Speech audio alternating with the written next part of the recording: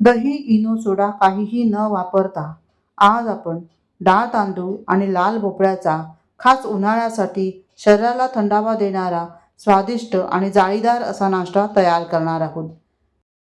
कमी मेहनतीत पटकन होणारा हा नाश्ता आहे. चला तर मग वेळ न दवडता आपण रेसिपीला सुरुवात करूया.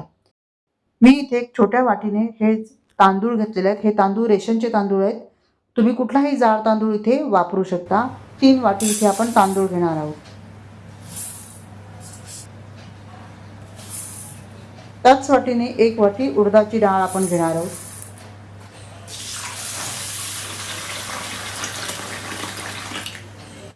हे जे डाळ तांदूळ आहेत ते आपण स्वच्छ पाण्याने धुवून घेणार आहोत. 2 ते 3 वेळा ह्याला व्यवस्थित धुवून घ्यायचं आहे.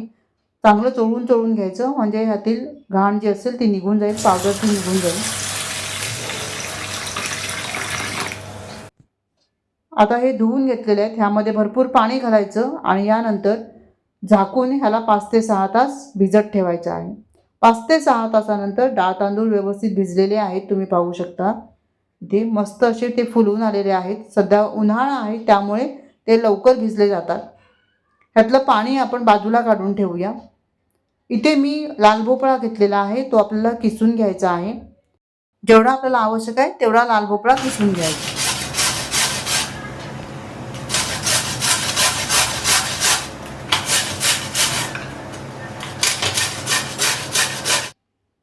आता इथे लाल भोपळा किसून झालेला आहे. लाल भोपळ्याचा नाश्ता आपण तयार करणार आहोत त्यामुळे लाल भोपळा आपण जास्त इथे वापरणार आहोत.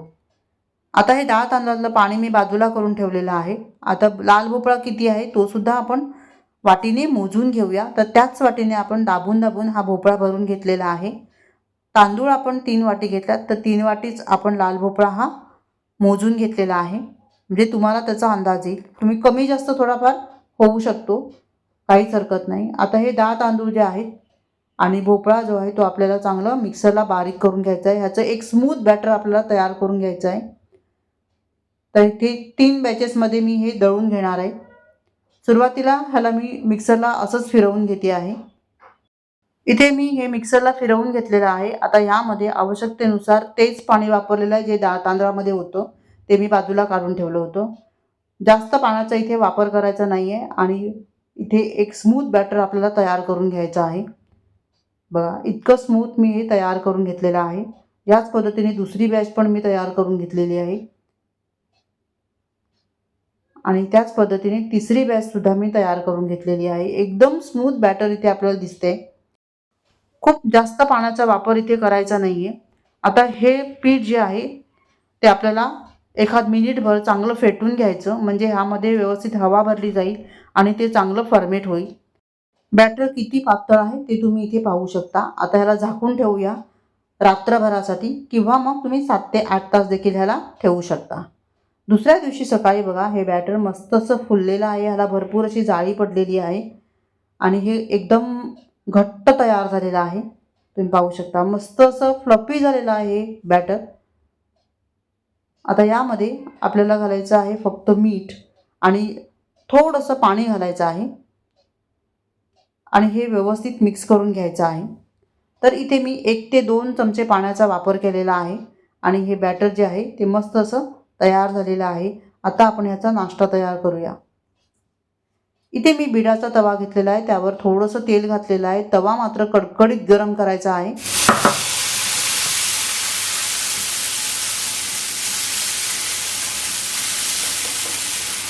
एक पळी बॅटर घालून ह्याला हलकंसं फिरवून घ्यायचं आहे.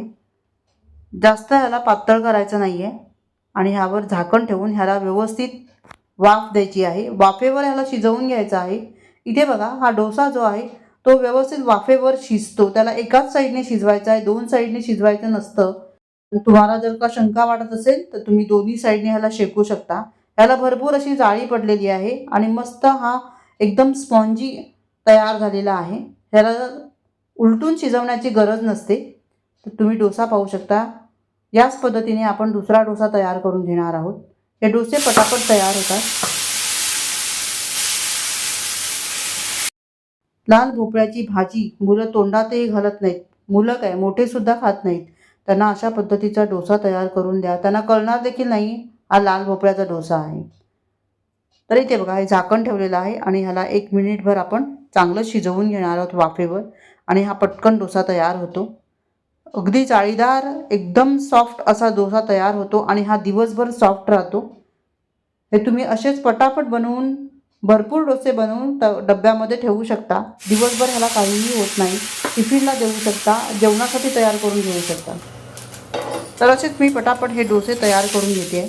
बघा प्रत्येक डोसा आपला जाळीदार तयार झालेला आहे कारण आपलं बॅटरच व्यवस्थित तयार झालं होतं. चला याच बॅटरचं आपण एक उत्तप्पम तयार करून घेऊ.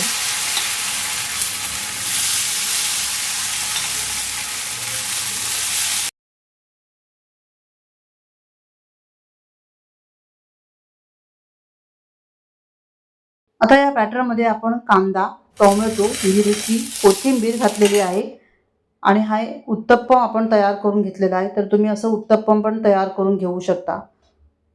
ते सुद्धा मस्त असं जाळीदार आणि सॉफ्ट तयार होतं. मात्र हे दिवसभर राहील की नाही याची मात्र गॅरंटी देता येत नाही कारण कांदा खराब होऊ शकतो. त्यामुळे लगेचच खाणार असाल तर असे उत्तप्पम पण तुम्ही तयार करून घेऊ शकता. मस्त असे जाळीदार डोसे आपले तयार झालेले आहेत. एकदम सॉफ्ट डोसा आहे, अगदी कापसासारखा मऊ झालेला आहे. दोन्ही प्रकारचे डोसे मी तुम्हाला इथे तयार करून दाखवले आहेत. तुम्हाला जे आवडतील ते तुम्ही इथे तयार करून घेऊ शकता. आणि हा बघा मस्त असा कापसासारखा मऊ झालेला आहे. तुम्हाला दाखवते तोडून. एकदम सॉफ्ट हे डोसे तयार होतात. 2 प्रकारच्या डोस्यामधला कुठला डोसा तुम्हाला आवडला नक्की कमेंट करून सांगा. रेसिपी आवडली तर लाईक करायला विसरू नका. आता हे डोसे बघा मस्त असे डब्यात भरून ठेवा आणि दिवसभर खा. ह्याला काहीही होणार नाही आहे. मस्त असे हे डोसे तयार होतात.